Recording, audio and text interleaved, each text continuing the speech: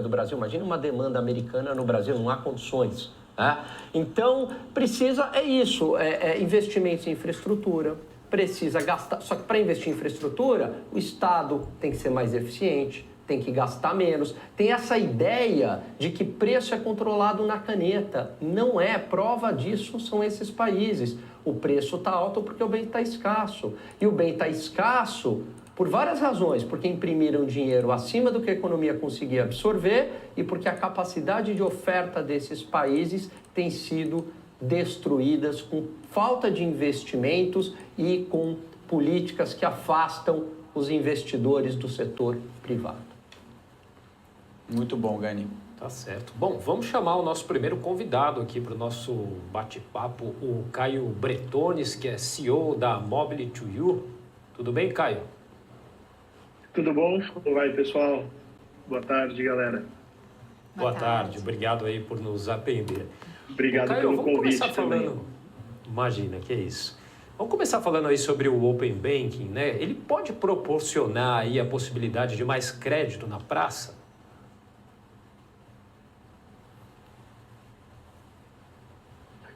Totalmente. Assim, recapitulando também, né, para os nossos telespectadores, o Open Banking em si ele foi separado em fases, né? Ele teve ali a sua regulação aprovada em maio de 2020 e teve a implementação iniciada em fevereiro de 21, né, do ano passado. E aí, dentro dessas fases que ele foi dividido, né, em 4 fases principais, a gente teve alguns ajustes de datas, né, nesse meio do caminho, mas nada que tenha prejudicado ou desanimado ali todos os envolvidos em fazer isso acontecer, né? Atualmente, a gente já está na 4ª e última fase do Open Bank, né, onde 15 de fevereiro desse ano, o Banco Central anunciou aí a possibilidade de transferência direta para pagamentos de TED e TEF, né, que a TEF são as transferências entre contas do mesmo banco. 30 de junho agora, todo o mecanismo ele passou a funcionar aí para os pagamentos de boleto e agora a gente aguarda a última etapa para o dia 30 de setembro, com o início aí dos pagamentos com débito em conta, né? E aí quando a gente fala de mais crédito na praça, né, primeiro a gente precisa entender que para o Open Banking funcionar, não basta só as instituições financeiras e aí os players de produtos e provedores de serviços financeiros terem ali a comunicação ativa para fazer isso acontecer. O sucesso do Open Banking, o que tem por trás, de fato, é essa necessidade da divulgação massificada dos dados feito pelos usuários, né? Porque não adianta você estar com toda a estrutura pronta se os usuários não compartilharem os dados, né? E aí, como que isso atinge aí essa possibilidade de mais crédito na praça, né? Quando a gente fala que o sistema financeiro aberto, né, que é de fato o Open Banking, ele se torne aberto e alcance aí todo o seu potencial nesse aumento aí da competição entre as melhores condições para o cliente final, a gente tem aí toda essa todo esse processo de liberação dos dados por parte dos usuários, né? E até 2 meses atrás, mais ou menos, o Banco Central ele informou que hoje a gente tem 5 milhões de autorizações, né, para acesso aos dados dos usuários compartilhado entre as instituições desde o primeiro momento, que foi agosto de 21. Né? Então, assim, se a gente for ver, é um número pequeno, né, diante aí de todo o volume de pessoas bancarizadas no país, que são ali em torno de 180 milhões de usuários, né, de cidadãos bancarizados. Então, 5 milhões é muito pouco se a gente quiser fazer o Open Banking deslanchar de fato, né? Então, assim, esse compartilhamento, né, é a chave do sucesso para o Open Finance acontecer, né? Então, esse compartilhamento de dados é o que vai permitir com que os bancos e as fintechs, né, com esses produtos, eles possam conhecer mais a fundo, né, os clientes e oferecer os produtos ideais, né, os produtos mais assertivos com o menor custo para eles, né?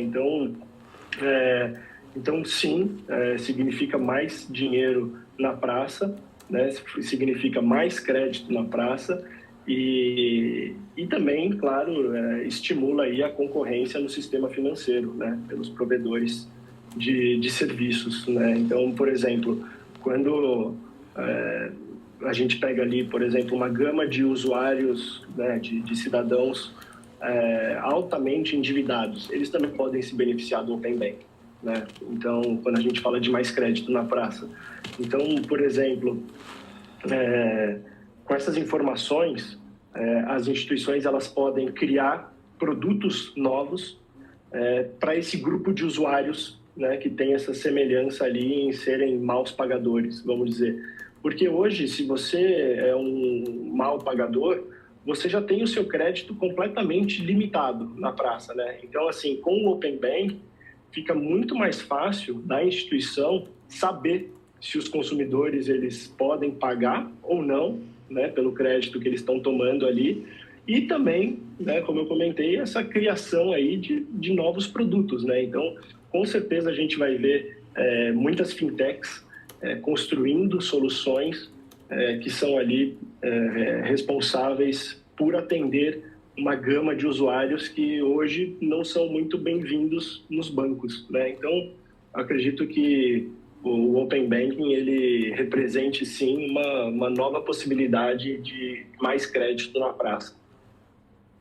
Era justamente isso que eu ia perguntar em relação a esses endividados, né? Porque essa implementação do Open Banking no Brasil abriu caminho também para que o modelo fosse adotado também em outras áreas, né? Inclusive em segmentos não financeiros, até projetos como Open Health, né? De plano de saúde, Open Delivery, Open Streaming de filmes e séries, por exemplo, surgem aí na esteira do sistema de compartilhamento de dados de clientes regulamentado ali, inclusive pelo Banco Central.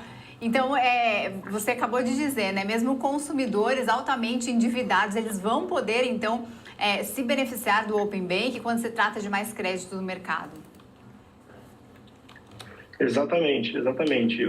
Que é o Open Everything, né?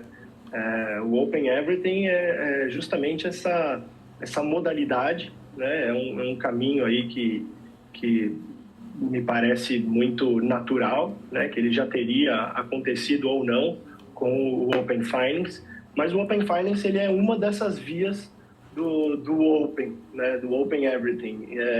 E aí você tem aí serviços, né, como você comentou, de delivery, de planos de saúde, onde você consegue construir por meio de um ecossistema de empresas que fornecem ali serviços similares, mas com a abertura dos meus dados, eu permito com que a melhor solução se adeque ao meu perfil, né? Então, e vice-versa, né? Que o meu perfil se adeque à melhor solução que a empresa do mercado possa oferecer, né? Então, hoje você tem aí soluções por meio de marketplaces, né? Como de delivery ou de streaming, né? Onde você contrata um serviço e você tem acesso a uma gama de fornecedores, e o Open Finance é isso, né? Então, o Open Finance ele vem para tirar aí um pouco de burocracia, né? Porque qual que é o cenário atual? Hoje a gente tem,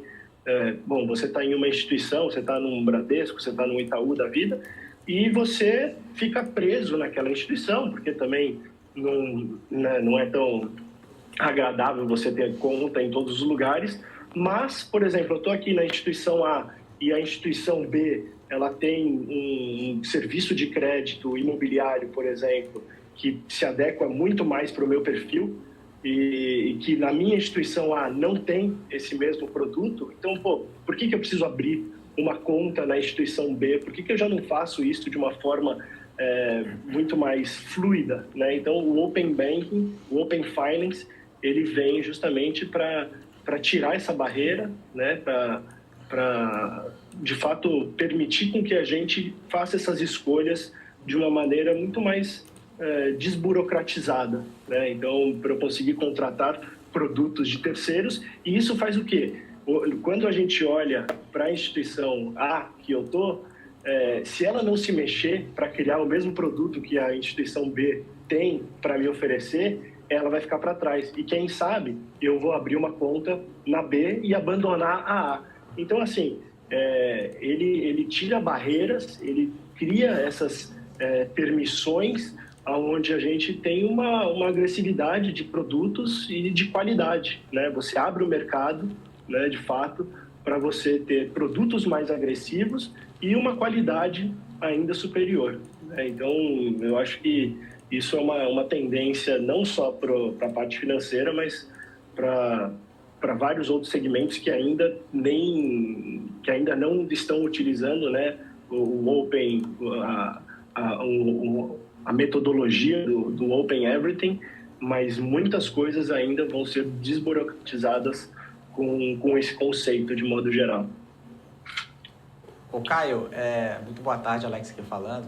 Eu queria fazer duas perguntas. Boa tarde.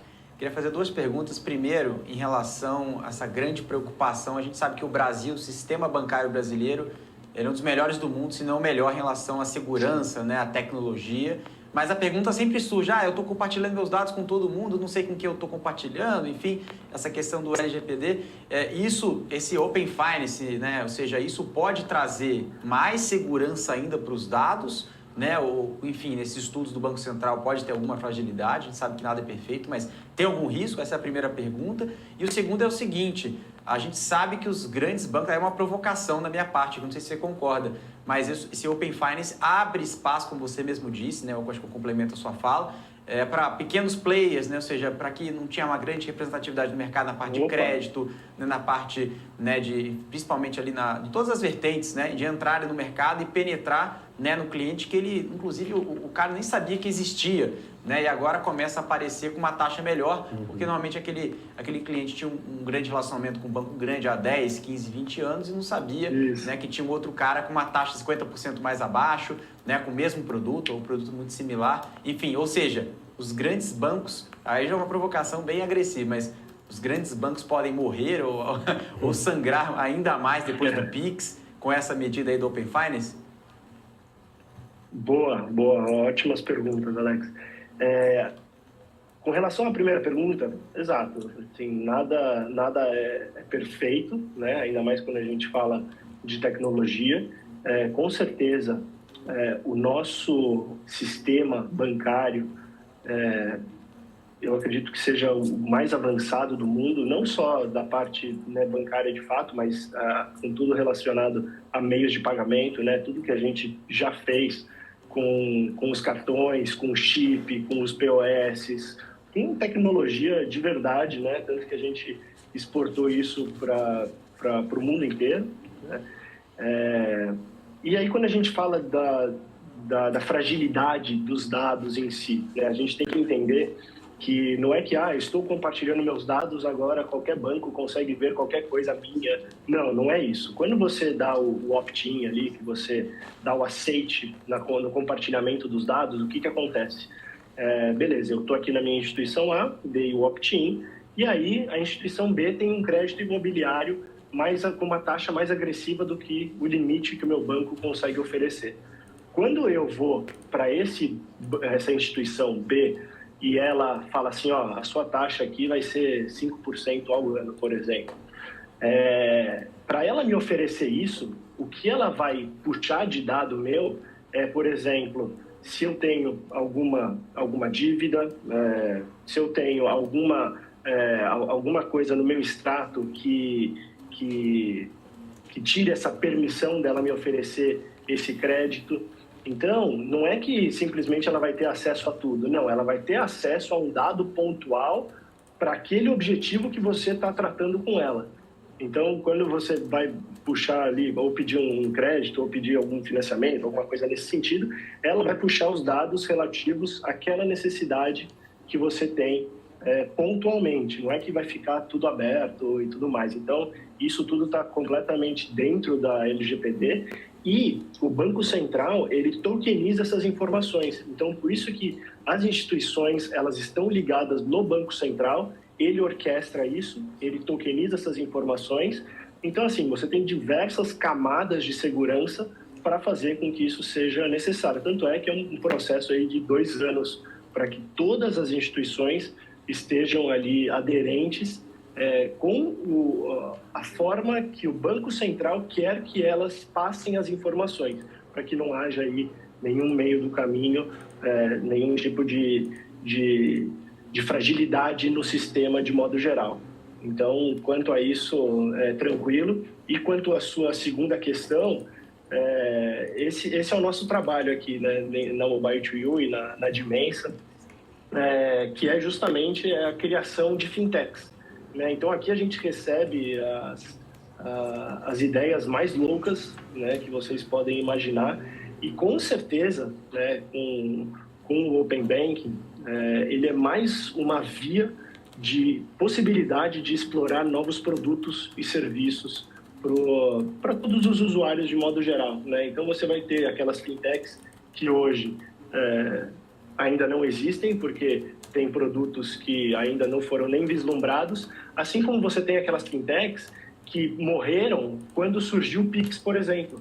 Então, você, por exemplo, tinha fintechs que orquestravam esse pagamento instantâneo até então, só que chegou o Pix e se elas não se reinventam, elas morrem. Então, você tem essa via de mão dupla, né, que são as fintechs que vão surgir e as fintechs que vão desaparecer por causa do Open Banking, né, e da facilidade que o Open Banking vai trazer. Mas eu acredito que muitas fintechs mais vão surgir do que desaparecer, né? Porque com isso daqui você permite a criação de várias coisas e com regras cada vez mais loucas, né? Porque antes você tinha que as fintechs elas tinham que dar um jeito de fazer esse sistema acontecer sem ter o Open Finance no meio desse caminho, e agora com a facilidade do Open Finance, com certeza a gente vai ver aqui muitas regras de negócios novas e, né, se impactar positivamente os usuários aqui no fim do dia, elas serão bem-vindas. Gani? Vamos lá. Caio, muito boa tarde, prazer falar contigo. Eu acho que um dos Prazer. maiores problemas do Brasil é o custo do capital. O dinheiro é muito caro no Brasil, as taxas de juros são muito elevadas, ao contrário dos Estados Unidos, o país aqui é dominado por 4 ou 5 bancos que detêm quase 80% do mercado e sempre iniciativas de fintechs são uma esperança, né, para uma redução da taxa de juros. Você acha que, no caso do Open Banking, é possível atacar aí no bom sentido, né, através da concorrência, esses grandes bancos e a gente finalmente ter um país com taxas de juros um pouco melhores, mais acessíveis? Isso aí, tinha até um pedacinho da pergunta do Alex nisso, né, sobre os grandes bancos, realmente. Assim, realmente, eles detêm aí um grande percentual, né, do Brasil inteiro com relação à centralização de contas e dos valores. Esses grandes bancos, eles estão se reinventando, né, cada vez mais. Claro que muitas vezes eles não têm a mesma velocidade para criar soluções como tem as fintechs, né, e pouca burocracia e tudo mais, mas um grande movimento que está acontecendo nos grandes bancos é analisar essas empresas que surgem. Então, sim, eu acredito que a gente vai ter aí muitas soluções que vão incomodar ali os grandes bancos, e aí você entra ali na cadeia do M&A, né? Aí esse grande banco vai falar, nossa, essa regra de negócio aqui está sensacional, ou eu vou fazer em casa ou eu vou absorver, né? Então, esse é um movimento cada vez mais recorrente, né? Então, de absorção, de fusões e aquisições de instituições que começam ali ou a incomodar ou ter regras engenhosas e geniais que também atraem bancos e eles dão uma lapidada e oferecem como um produto ali dentro. Mas eu não diria que, assim, as grandes instituições, né, aí os nossos grandes dinossauros, eles correriam algum risco por causa do Open Banking. Eu acho que, como muito desse dinheiro está concentrado na mão deles, eu acho que eles vão brigar pelos usuários que estão nesses próprios bancos, né, com taxas e com produtos mais agressivos, mas que tire ali o poder e a soberania deles. Eu acho que ainda está distante. Ô, Caio, ainda há pouco você falou aí sobre todo o sistema toda a questão de regulação desses sistemas, né? Inclusive o diretor de regulação do Banco Central, Otávio Damasio, ele disse aí na semana passada que o Open Finance, o projeto evolutivo, né, do Open Bank, ainda não está funcionando a pleno vapor, né? E que foram identificados alguns entraves na comunicação entre as instituições financeiras. Você também pensa dessa forma? E quais seriam aí esses entraves na sua visão? Uhum. Porque assim, quando surgiu toda a parte de regulamentação, para que o sistema como um todo funcione, todas as instituições ali, aí tem os tiers, né, das instituições e as suas responsabilidades dentro do cronograma. Essas instituições, elas tiveram que despriorizar algumas coisas dentro de casa para poder atacar o cronograma do Banco Central. Por isso que também a gente teve algumas alterações de regras, porque as instituições às vezes não conseguiram seguir ali todo o cronograma de implantação, né, que o Banco Central tinha designado. E aí, o que acontece com isso, né? Você tem, assim, bancos menores que não têm a mesma capacidade, né, que os bancos maiores têm com a parte de tecnologia, né? Tem bancos, né, gigantescos aí que têm centenas de profissionais de tecnologia, né? Você tem ali bancos gigantes que têm mais de 200, 300 pessoas para mexer só no aplicativo dele. Então, assim, primeiro que teve que ter essa reorganização do roadmap, né, do que o banco já estava fazendo com a tecnologia, e você pega bancos menores que eles têm que estar dentro ali de toda a parte de regulatória, dentro do cronograma do Banco Central, mas ele não tinha toda aquela força tecnológica para conseguir chegar naquele nível. Então, isso fez com que a gente, né, desse uma atrasada, né? Hoje, se a gente pegar as organizações ali dos primeiros tiers de obrigatoriedade de aderência com o Banco Central, isso daí já está ok. E com relação à atuação em pleno vapor, né, em velocidade cruzeiro, é aquilo que eu comentei, né? Hoje a gente tem aí 180 milhões de pessoas bancarizadas, né, que muito foi devido à pandemia, que acelerou esse processo para poder receber o auxílio emergencial.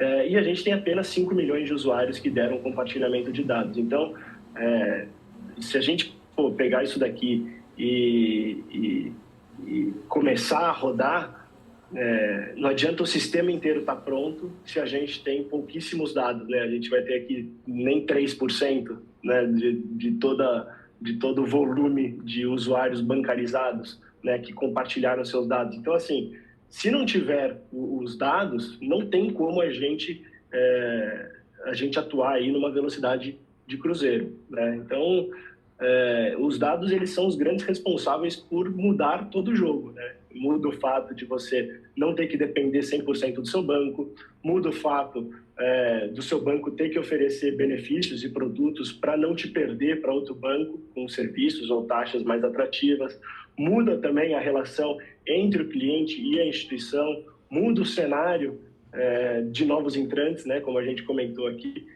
para essas ofertas de fintechs, né, ofertas mais atrativas que visam aí agregar valor ao ecossistema como um todo. Então, por isso que ainda não está a todo vapor, mas eu diria que todo o campo ali ele já está bem formatado para receber os dados e o jogo começar. Tá legal, então, queria agradecer demais a sua participação aqui com a gente, Caio Bretones, aí, CEO da Mobile2You. Muito obrigado pelos esclarecimentos, foi muito bacana aí o bate-papo. Eu que agradeço, obrigado pessoal, obrigado aí aos telespectadores e estou à disposição aí para quando precisarem aí para a gente falar de tecnologia. Muito bom. Nós também, Obrigado. muito obrigado. Obrigada. Valeu, Caio. Obrigado. Boa tarde, Até mais. pessoal. Tchau, Tchau, tchau, gente. Boa tarde. Até mais. Até mais. É isso aí, pessoal. E agora a gente faz um rápido intervalo, mas não sai daí que é rapidinho, daqui a pouquinho tem mais BMC Marketing. A gente volta já.